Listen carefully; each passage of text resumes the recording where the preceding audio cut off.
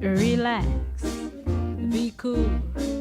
Cause if you don't, you'll act like a fool, so be cool.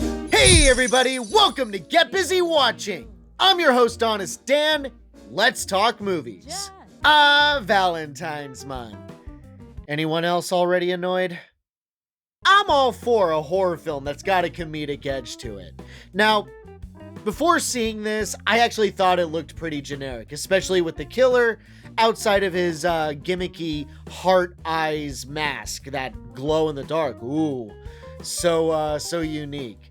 But hey, I needed something to watch after work, and this was the one that looked most appealing to me. So, how did it hold up to my expectations?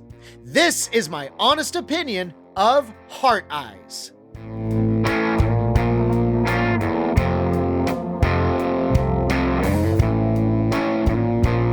The Heart Eyes Killer is infamous for hunting and killing lovey-dovey couples on Valentine's Day. Allie, played by Olivia Holt, is anti-romance, but quickly finds herself on a date with the overly romantic dude, Jay, played by Mason Gooding. Before long, the Heart Eyes Killer hunts Allie and Jay down, thinking they're a couple, and they spend the night trying to survive.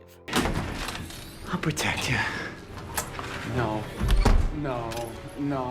Actually, this was pretty friggin' fun.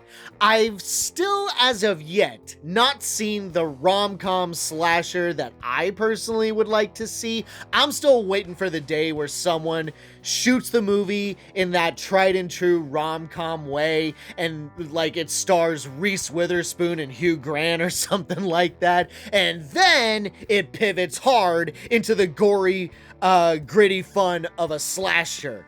The closest I ever really got to that was 2021's Me You Madness, which I found to be delightfully stupid. Seriously, have you got a cocktail party to go to? We are the party, baby.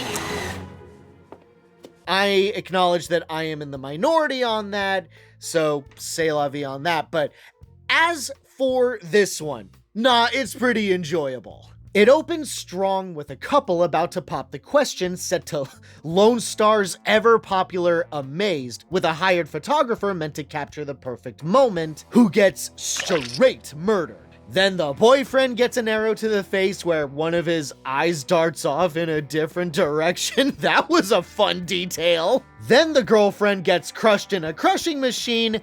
Got it. We're not taking it too seriously, but we're going all out on the violence while killing obnoxious romantic millennial couples. 5 out of 5 opening. I'm all in, baby. Give me more.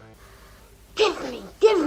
Not gonna lie though, I wish that was the entire movie. The Heart Eyes Killer going around murdering annoying Instagram couples who are in actuality fake as fuck. Just a cynical, mean-spirited, mindless gore fest to appease the cynical, mean-spirited V-Day haters out there, like myself. But I guess a compromise was reached and the writers decided to make a sweet romance flick inside a slasher. To be fair, this formula works. In traditional slashers, we usually follow a cadre of characters that get axed off periodically. But in this one, it's just the two victims, so we get to know them and grow to legit care if they get out of this alive. But don't let that fool you into thinking that we don't get a plethora of violent deaths. Oh yeah, we do. Plenty of people die in brutal, over-the-top ways that will surely satisfy anyone's inner sociopath, like myself. They're usually nameless extras or very big parts, but isn't that how it usually works anyway? Slashers pretend that by giving the machete fodder names that they're somehow important, but you never remember them after they die.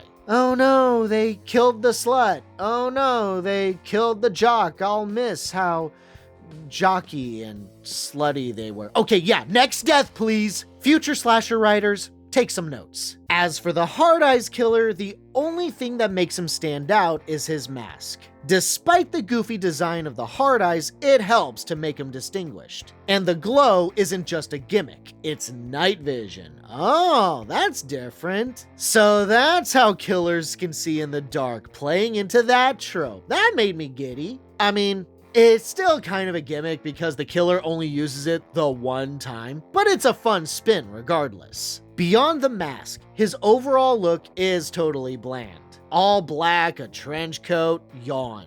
Clearly the mask is the main attraction, but even Jason Voorhees and Michael Myers are distinct outside of their masks. What with Jason's torn and wet attire and Michael's jumpsuit. This dude is generic. Even the weaponry is lame. A machete and a knife? Really? Not even gonna try for something more unique? Stabbings went out with Bundy and Dahmer. You look like Martha Stewart with that thing. A handheld crossbow? Man, I saw a full-on crossbow in The Blackening, and that wasn't even good.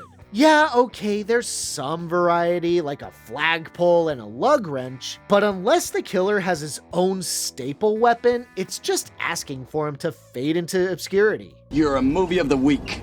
You're a fucking t-shirt. And of course, the leads. It's hard to talk about them in length without giving things away, but I'll say this much. They're solidly written and play well into the trope of opposites attracting. As I said before, Allie has no faith in romance and generally avoids it, while Jay goes all in on the romance. Maybe a little too hard.